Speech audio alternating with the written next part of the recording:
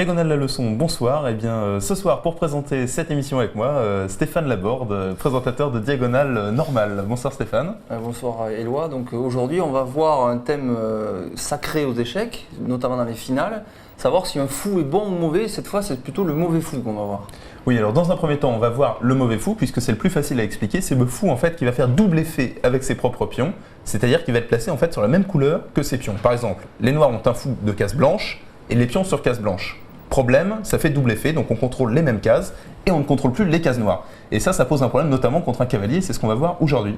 Tout à fait. Donc, alors, ce qui est important à noter, c'est que quand on va transposer en finale, on va faire attention effectivement à voir si on a un fou s'il va être bon ou mauvais, pour savoir si effectivement c'est intéressant de faire cette finale ou pas. Oui, alors les finales, effectivement, c'est là qu'on voit le plus la faiblesse du mauvais fou, puisque en finale, effectivement, il n'y a plus d'attaque sur le roi, donc ça ne sert à rien de contrôler les cases blanches, et le roi peut justement s'infiltrer sur les cases opposées à la couleur du fou sans avoir peur d'un échec et mat. Donc en finale, avoir la moitié des cases de l'échiquier faible, c'est-à-dire toutes les cases qui ne sont pas contrôlées par le fou, c'est vraiment terrible, alors que le cavalier, lui, a l'avantage de pouvoir aller sur les cases blanches et sur les cases noires, ce qui lui fait donc contrôler l'intégralité de l'échiquier, ce qui est donc un avantage pour le cavalier. Alors on va voir tout de suite un premier exemple que tu nous as concocté, qui montre, voilà, on peut le voir si on peut nous mettre un petit en bas à droite, voilà. Donc un exemple où on est en finale cette fois, ça y est, tout de suite, et on voit que les noirs donc, ont une chaîne de pions, on a parlé déjà des chaînes de pions, ont une chaîne de pions sur case blanche, qui sont ces trois pions pointés en vert, et les blancs, eux, ont leurs pions sur les cases de couleur opposée noire, et c'est là qu'on voit que le fou noir de case blanche, finalement, fait un double effet, et même on peut dire un effet quasiment inexistant. Voilà, donc ce qu'on va dire dans cette position, c'est que les blancs contrôlent très bien, les noirs contrôlent très bien les cases blanches. Ne nous embrouillons pas. Le fou, effectivement, peut aller sur toutes les cases blanches qu'il veut avec la protection des pions. Ça, il n'y aura pas de problème. Le fou peut aller très vite d'un bout à l'autre de l'échiquier. Alors maintenant, comment contrer cette efficacité? Puisque quand même les noirs ont un atout certain, c'est qu'ils peuvent faire le tour de l'échiquier en quelques secondes. Plutôt en 2-3 coups. 2-3 coups de fou et ça y est, on est déjà passé de l'autre côté. Les blancs, eux, en revanche, n'ont pas cette mobilité énorme, puisque leur cavalier est un cavalier, donc il ne peut se déplacer que de 2 cases à la fois. Il ne peut pas aller très loin, très vite. Cependant, le cavalier peut aller sur les cases blanches et sur les cases noires. Et c'est là que ça va faire toute la différence.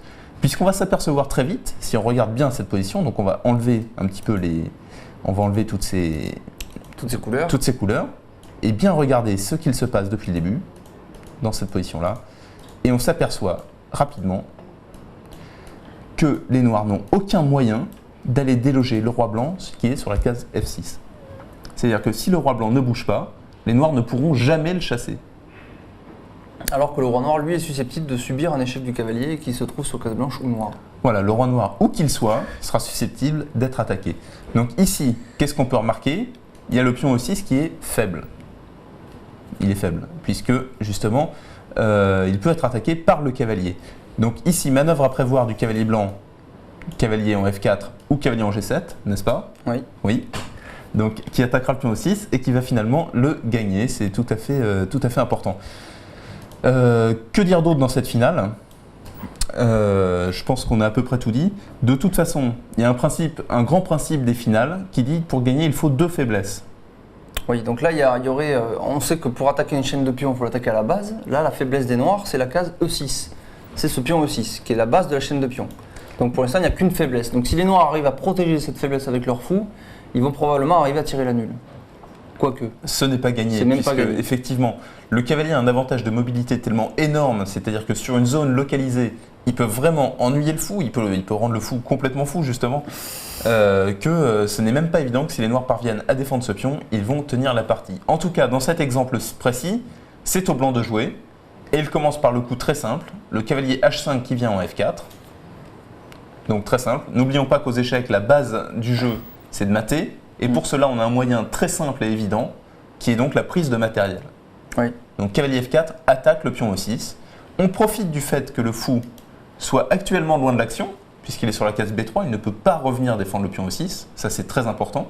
On voit qu'il ne peut pas jouer fou F5. Et ça change un petit peu tout, puisque le pion E6 va être perdu. Donc les noirs jouent un coup. Ils jouent par exemple le fou en D1. C'est une possibilité. Oui. Là, il cherche, bien entendu, à revenir sur la case G4. Il n'y a aucun doute là-dessus, qu'il défendrait le pion E6. Et maintenant, on joue cavalier, prend pion, E6. Voilà, un pion net de plus. Et on voit que maintenant, en plus, les noirs ont une nouvelle faiblesse, qui est le pion D5. Voilà, exactement, c'est exactement ça. Donc là, c'est justement une réaction en chaîne de pions d'ailleurs, puisqu'on a pris E6 et maintenant c'est le pion D5 qui se retrouve affaibli. Donc quand le cavalier va revenir probablement sur la case F4, il faudra que les noirs fassent attention au pion D5 et donc le protègent par exemple par leur fou ou leur roi, mais ça laisse maintenant le pion E5 libre d'aller à dame. Alors c'est exactement ça. Maintenant nous sommes dans le cas où il n'y a plus une seule faiblesse mais il y en a deux, puisqu'on peut considérer, on va enlever les flèches rapidement, on considère ici que le pion E6 c'est une faiblesse pour les noirs, le pion E5, ce pion vert. Évidemment c'est une force pour les blancs puisqu'il n'a pas d'opposant, il est prêt à avancer, donc c'est un pion fort qui compte donc comme une faiblesse. L'autre faiblesse étant bien entendu ce pion D5, ça fait donc deux faiblesses pour les noirs, aucune pour les blancs, puisqu'on voit que le fou est complètement incapable d'attaquer en retour la chaîne de pions des blancs. Il est incapable puisqu'il ne peut rester que sur les cases blanches. C'est là qu'on imagine que les noirs auraient bien aimé avoir un fou de case noire. Voilà, effectivement. Si ça avait été un fou de case noire, ça aurait été un bon fou qui n'aurait pas fait double effet avec les pions, qui aurait permis l'attaque de toute la structure blanche et ça aurait tout changé dans cette position. Donc ici, après qu'il prend aussi, effectivement, il y a deux faiblesses maintenant, donc la finale est logiquement gagnante. On va voir par exemple les noirs jouent fou G4, ça tend un piège, ça attaque le cavalier. Oui, c'est un petit piège. C'est un très petit piège, effectivement, le cavalier 6 est en prise. Comme on l'avait signalé, il va revenir sur la case F4. Là, il est très efficace puisqu'il attaque la faiblesse noire. Donc c'est très bien parce que ça va obliger les noirs à mobiliser soit le fou, soit le roi sur cette case. Oui, tout à fait. Et ici, les noirs ont un gros problème, c'est que le pion passé va finir par avancer, quoi qu'il arrive. C'est-à-dire que les noirs jouent roi C6, qui serait donc la défense par le roi, ou fou F3, qui serait la défense par le fou. Dans les deux cas, le pion E5 va avancer. Et ici, c'est le drame. Vous pouvez vous entraîner à jouer cette position. On va regarder quelques coups rapidement, mais il n'y a malheureusement aucun espoir ici de s'en sortir. Regardons par exemple le coup fou F3. Fou F3, et maintenant on avance le pion. E6, échec. Échec au roi. Le roi va venir sur la case E8, c'est très logique. Et maintenant, le coup le plus simple dans cette position, réfléchissons-y calmement. Comment faire pour en fait simplement avancer ce pion jusqu'à dame? Eh bien, on va le mettre sur case noire, couleur opposée au fou. C'est très logique. Là, on voit la magie de la position blanche et l'inefficacité totale des noirs. Toutes les pièces blanches sont sur case noire. Et ça prouve bien que le fou ici est totalement impuissant à résoudre le problème. S'il y avait eu un cavalier, on aurait pu envisager de faire des échecs. S'il y avait eu un fou de case noire, on aurait pu envisager d'attaquer les pions ou de faire des échecs aussi. Ici, avec toutes les pièces noires qui contrôlent les cases blanches, c'est pas possible, c'est tout simplement impossible. E7, quel que soit le coup, par exemple après fou E4, on met le cavalier sur la case E6, on menace cavalier E7 échec, G7 ou cavalier C7 échec, suivi de E8 dame, qui est imparable. Alors bien entendu, si les noirs avaient mis le fou en prise, on ne l'aurait pas pris. Enfin, si on l'aurait pris d'ailleurs. De toute façon, ici, il n'y a aucun problème. La position est facilement gagnante. Donc ça, c'est un premier exemple. On va revenir sur la position initiale de cet exemple pour bien montrer qu'est-ce qui est mauvais avec ce mauvais fou. Voilà la position. Donc ce fou, en fait, n'est que défensif déjà, premier point. Oui, tout à fait. Le fou ne peut pas attaquer la chaîne de pions. Alors que le cavalier est à la fois défensif parce qu'il peut protéger les cases noires, donc ses propres pions, et offensif puisqu'il peut attaquer les cases blanches. Donc un avantage de possibilité pour les blancs. Et étant donné la position telle qu'elle est, avec les pions figés, c'est un avantage certain. Les blancs ne peuvent pas perdre, ils ne peuvent que gagner cette position. Alors ici, pourquoi les blancs sont probablement gagnants? Simplement parce qu'en finale, il y a beaucoup de facteurs d'évaluation. Il y a premièrement l'espace et la position des rois. Ici, on voit que les blancs ont un roi qui est clairement meilleur que le roi noir, puisqu'il est plus avancé, il est déjà en attaque, le roi. Ensuite, qu'est-ce qu'il y a d'autre? Il y a justement le mauvais fou ou le bon cavalier. Ici, on voit que la structure de pion est fermée. Elle est fermée, il y a des pions seulement sur un seul côté de l'échiquier. Les pions sont localisés, ils sont tous regroupés. Oui, ce qui avantage le cavalier, qui ne peut pas sauter d'un côté à l'autre, alors que le fou peut contrôler à la fois un côté et l'autre avec sa grande puissance de feu en fait. C'est-à-dire qu'en règle générale, on dit que quand il y a des pions sur les deux ailes, les fous sont plus forts que les cavaliers. Et quand il y a des pions sur un seul côté de l'échiquier, le cavalier devient plus fort. Alors voyons un deuxième exemple. Maintenant qu'on a bien vu celui-là qui était un exemple relativement simple. Un exemple un peu plus compliqué, puisque là le roi blanc est un peu moins avancé. Oui. Et puis on voit qu'il ne peut pas trop avancer plus, puisque le roi noir le bloque. Et là, on a deux îlots de pions. On peut dire des îlots de pions qui sont relativement proches les uns des autres. Mais par contre, on voit que les noirs ont toujours le mauvais fou. Les noirs ont toujours le mauvais fou. Alors là, il est même de plus en plus mauvais, je serais tenté de dire. Puisque vous voyez qu'il est complètement bloqué. Et pour sortir de ses propres pions, il lui faut un coup, 2 coups, 3 coups, 4 coups, 5 coups. Et encore, une fois qu'il est sorti, il ne peut toujours rien attaquer. Oui, donc c'est un fou vraiment très très mauvais. Ouais. Ça c'est sûr. Maintenant la question c'est est-ce que les blancs vont réussir à passer dans cette position? Et c'est là qu'on va regarder tout de suite comment il faut s'y prendre. Le cavalier, dans un premier temps, vient en C3. Là, vous voyez que les rois sont en opposition. Donc si le roi noir bouge, le roi blanc va s'infiltrer dans la position des noirs. Oui, tout à fait. Tout à fait. Donc il faut jouer le fou. On n'a pas vraiment le choix, on va jouer fou B7. Ouais. Puisqu'on est complètement muselé dans cette position. Maintenant, le cavalier vient en A2. Oui. Oui. Alors, c'est là justement que commence tout le problème. Le fou va rester là. Par exemple en C8, oui, tout à fait. Et on va mettre le cavalier en B4. Donc ça, c'est la première amélioration qu'on a faite. Le fou doit revenir en B7. Oui, pour protéger les deux pions. Pour protéger les deux pions. Mais le problème, c'est que là, les blancs ne peuvent pas progresser. Là. Les blancs ont amené leur cavalier de C1 en B4. Voire même de B1 en B4, puisqu'il était sur la case B1 au début. Oui, tout à fait. Voilà. Maintenant, il va falloir amener le cavalier pour chasser le roi. C'est-à-dire qu'il va falloir faire un échec avec le cavalier, puisqu'on voit qu'ici, on ne peut effectivement plus avancer, comme tu l'as dit. Donc c'est dommage si c'était au noir de jouer. Voilà, si c'est au noir de jouer, c'est gagnant tout de suite. Parce que les noirs sont obligés de jouer le roi, c'est sous peine de perdre un pion. Et là, on pourrait passer le roi blanc et provoquer ce qu'on appelait d'ailleurs le gain de l'opposition. C'est ça, tout à fait. C'est le thème de l'opposition, c'est-à-dire qu'en fait, on force le roi à bouger, puisqu'ici le fou, s'il vient à bouger, ne défendra plus un de ses deux pions, et on n'aura plus qu'à le prendre. Et là, ça sera complètement gagnant. Donc ici, le roi noir doit bouger. Et comme à chaque fois que les rois sont face à face, le premier qui bouge perd du terrain, puisqu'il donne à l'autre le moyen de s'engouffrer dans les lignes ennemies. Donc ici, il faut aller chasser le roi de force. Donc on joue cavalier en D3. Tout à fait. Ça, c'est très logique. Donc il faut que les noirs continuent à jouer leur fou, parce que sur roi F7, on peut jouer roi H6, qui tout à fait. Permet d'avancer. Sur roi F7, le roi vient en H6. Donc le fou vient en C8. Le cavalier vient maintenant en F4, comme prévu. Ça attaque le pion E6, à noter. C'est là que ça devient assez critique. Ça attaque le pion E6, effectivement. C'est une réalité. Donc ici, les noirs peuvent jouer fou D7. Ouais, seul coup d'ailleurs. Hein. Il y avait également les coups droits, mais maintenant on joue cavalier H5, échec au roi. Et donc là, les noirs n'ont pas trop le choix. Sur roi H7. Sur roi H7, il y a une fourchette. Il y a une fourchette, cavalier F6, effectivement, gagne le fou. Si le roi vient là, cavalier F6 gagne le fou. Mais effectivement, ce qu'il faut voir, c'est que roi F6 aurait gagné aussi. Roi F6 suite cavalier G7 était également gagnant. Roi F6 suite roi E7 et on mange les pions. Le roi vient donc en F7. C'est très logique. Maintenant, les blancs jouent roi H6. Vous voyez, on s'insinue complètement derrière les lignes ennemies des noirs. Voilà. Le roi est monté en H6. Alors il va falloir maintenant faire un nouvel échec pour déloger ce roi. Alors maintenant, regardez, par exemple, déjà se présente un piège dans cette position. Si vous avez bien révisé vos finales de pions, vous voyez qu'après fou E8, le simple coup cavalier F6 fait gagner, puisque au coup d'après, nous allons convertir. Nous allons échanger le fou en finale de pion. Et la finale de pion est gagnante pour les blancs. La finale de pion est gagnante très simplement, puisque nous sommes sur les cases critiques du pion. Je crois qu'on en avait déjà parlé. Oui, on en a déjà parlé. Les fameuses cases critiques. Le roi blanc n'a plus qu'à s'approcher du pion pour aller le manger. C'est les cases critiques. Donc là, évidemment. Il a passé la ligne ennemie. Vous êtes invité à revoir la leçon sur les finales de pion. Ici, on voit bien que le fou noir ne peut plus être défendu. Donc, le bon cavalier va s'échanger sciemment contre le mauvais fou. Tout ça avec l'idée ensuite de gagner avec le roi. Donc c'est pour ça que les noirs sont obligés de jouer le coup fou en C8. Après roi H6, ici c'est critique. On ne peut plus bouger le roi puisqu'il ne faut quand même pas trop en donner. Oui. Si on donne la case G7, ça va devenir vraiment trop dur. Donc le fou doit repartir sur la case C8. Voilà. Nous y voilà. Maintenant, objectif, chasser le roi de la case F7.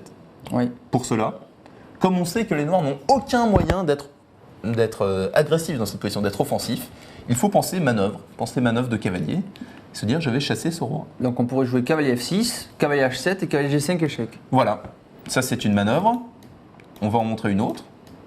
Mais elle est bien celle-là parce que ça oblige le fou à aller sur la case B7, ça repousse le fou. Ça repousse le fou, oui, elle est effectivement très bien. L'autre manœuvre possible était de passer par la case F4. F4, H3 et G5. Vous voyez, c'est très joli, c'est très joli.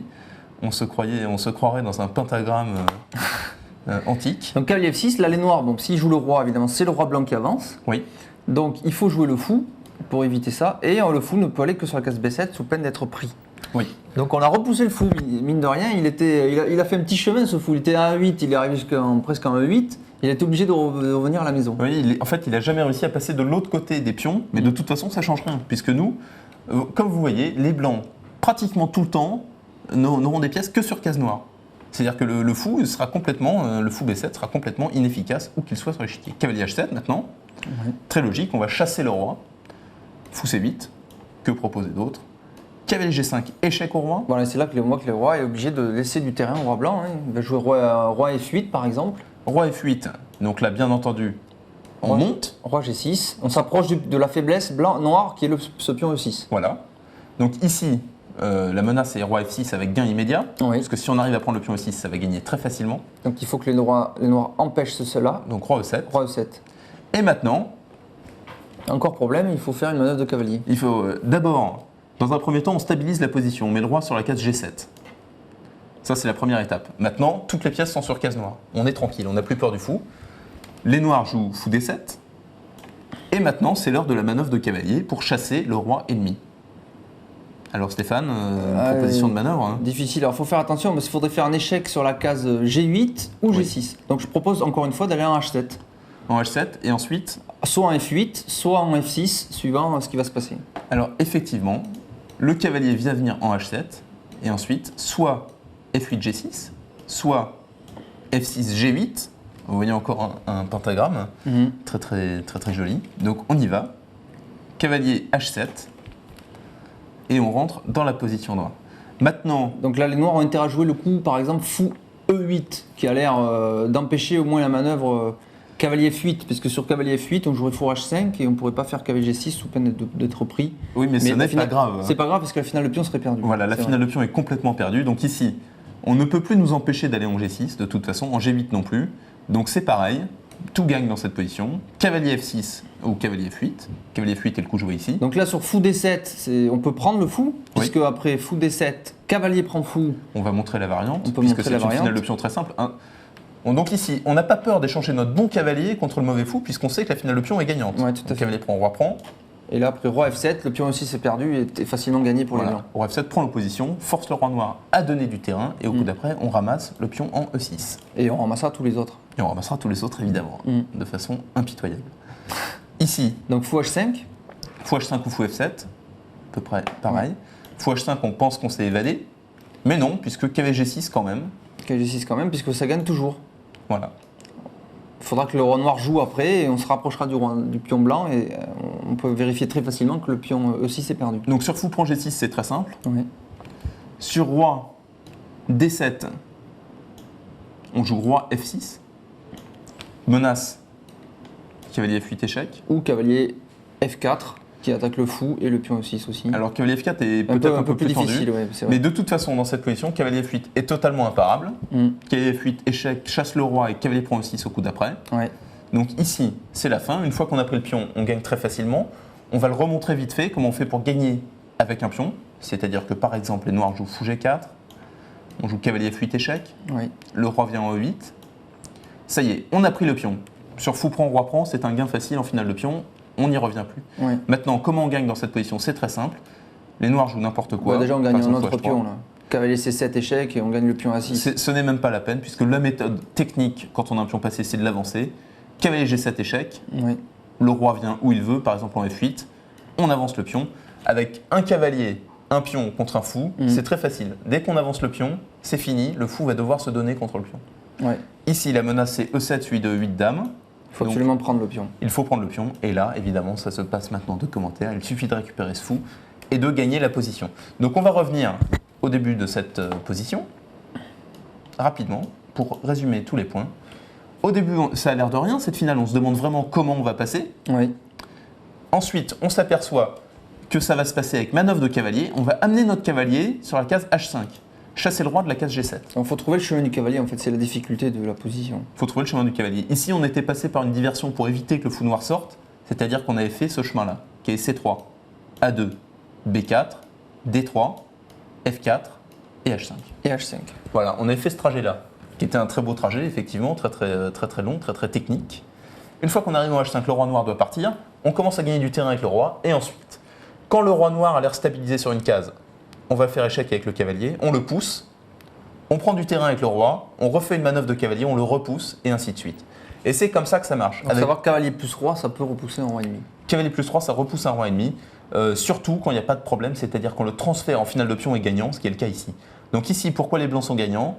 Simplement parce que les pions sont sur la même aile et compacts, les noirs ont un mauvais fou. Et puis le roi est bien avancé quand même. Voilà, évidemment. Le facteur le plus important, c'est sûrement que le roi blanc a pris plus d'espace, plus d'avance. Donc tout est critique pour les noirs, et effectivement, on va finir par se faire repousser dans cette finale. Alors on va voir un dernier exemple. Voilà. Maintenant. Nous y voilà. Le dernier exemple, il est là. Donc C'est une partie qu'on a déjà vue. Qu'on a vu donc entre Alexandre Alekhine, le fameux champion du monde, franco-russe, Franco-russe. et donc Yates, qui était aussi un grand maître très fort de l'époque aussi. Oui, Alexandre Alekhine était champion du monde un petit peu avant la Deuxième Guerre mondiale. C'était en 36 ou 37, si mes souvenirs sont bons, et contre Capablanca. Oui, tout à fait, Stéphane. Donc ici, c'est la position que vous pouvez revoir si vous voyez la partie commentée par Jean-Luc Chabanon et Bertrand Guyard la semaine dernière.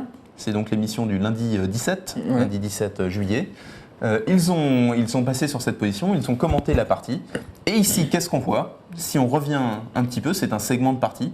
On voit que le cavalier est en E5 et que le fou noir, il est... En A6. Non, il est mauvais. Il est mauvais puisqu'il est sur la même couleur que les pions. Vous voyez qu'il est vraiment sur case blanche, c'est un fou de case blanche.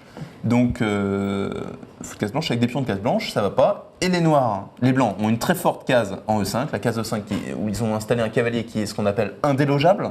Alors pourquoi indélogeable aussi, on dit souvent. On dit monstrueux, mais on dit surtout indélogeable, parce qu'on ne peut pas le déloger. Tout à fait. On ne peut pas le déloger simplement parce que les pions ne reviennent pas en arrière. Il est monstrueux et indélogeable. Voilà, il est vraiment trop bon. On voit que le pion D5 ne peut pas revenir en D6, le pion F5 ne peut pas revenir en F6, parce que les pions ne reviennent pas en arrière. Donc ici, le cavalier E5 est monstrueux, indélogeable. Les tours blanches sont plus actives. Oui, et le gros problème des noirs dans cette position, c'est qu'ils ne savent pas quoi faire avec leur fou A6. Ce fou A6 ne peut absolument rien attaquer. Ouais. Il est complètement inerte. Donc ici, il y a une proposition qui a été faite par Bertrand Guyard et par Jean-Luc Chabanon, c'était de jouer tour C8. Tour C8 qui échange les tours. Pour contrecarrer la puissance sur la colonne C, puisque Exactement. les blancs menaçaient de me jouer tour C7, puis tour E7, et enfin la deuxième tour en C7. Oui, alors voilà, ça je vous invite à revoir la partie pour voir comment Alekhine a profité des deux tours doublés sur la colonne C. Ouais. Mais ici, c'est une tentative de contrecarrer ces fameuses tours doublées avec tour C8. Alors, il y a une solution simple. Ce n'est pas la seule. Il y a beaucoup de solutions dans cette position. On peut par exemple jouer tour C7, on peut jouer tour C6, on peut bouger le cavalier, on peut amener le roi au centre. Mais il y a une solution très simple, par contre, c'est de jouer tour prend tour. Tour prend tour. Tour prend tour. Tour prend tour. Donc fou prend. Fou prend. Et là, donc on a échangé toutes les tours et on est arrivé dans notre modèle économique. Oui, puisque là, donc les blancs ont clairement le bon cavalier contre le mauvais fou. On se retrouve dans le même schéma que tout à l'heure, avec plus de pions. Oui. Et on voit bien que les pions noirs sont fixés sur case blanche. Ils ne peuvent pas trop avancer en plus, et ils sont quasiment bloqués. Alors que les pions blancs sont en majorité sur case noire, donc avec un cavalier qui donc est plus fort que le fou. Le cavalier est beaucoup plus fort que le fou, pour une raison simple, c'est qu'il peut aller sur les cases blanches et sur les cases noires, il est très mobile. On a l'impression que ça gagne tout de suite un pion d'ailleurs. Quelle est la première chose à faire dans ce genre de finale, Stéphane? Peut-être, ça peut être d'activer le roi. Oui. Ça peut être aussi, ici, de viser les faiblesses. Tout de suite. Et on voit qu'il y a deux faiblesses visibles dans le camp noir. C'est le pion E6 et le pion A4. Voilà, donc éventuellement, cavalier D3 et cavalier C5... A l'air de gagner un pion d'ailleurs. Ça a l'air de gagner un pion. D'ailleurs, ça gagne un pion. Mais le geste technique, ce n'est pas ça, puisque ça, c'est de la tactique. Ça, c'est de la tactique. C'est de la tactique, donc ce n'est pas joli. Le geste technique, c'est le roi qui monte. Voilà, donc activer le roi. Ça, c'est vraiment le geste le plus technique. Roi F2. Normalement, les noirs font pareil. C'est-à-dire qu'ils ne savent pas trop quoi faire avec leur fou A6. Donc déjà, ils ne peuvent pas jouer roi F7 déjà. Ils ne peuvent pas jouer roi F7, puisque le cavalier commence déjà à les bloquer. Ils ont un problème, effectivement, c'est que sur roi F8, bon, il y aura toujours cet ennui tactique qui est D3 et qui est C5 qui sera plus grave, puisqu'on prendra le pion E6 avec échec. Donc ici, ils peuvent jouer un coup comme fou A6. C'est une possibilité pour éviter que le cavalier ne vienne trop les ennuyer. Ouais. Maintenant, le roi vient en E1. Et maintenant, ça va être la montée fatale, jusque la prise de ce pion à Et 4. c'est imparable. Roi F8. Roi D2. Ça active le roi, c'est vrai que c'est quand même. Roi E7. Roi C3. Roi C3. Nous y voilà.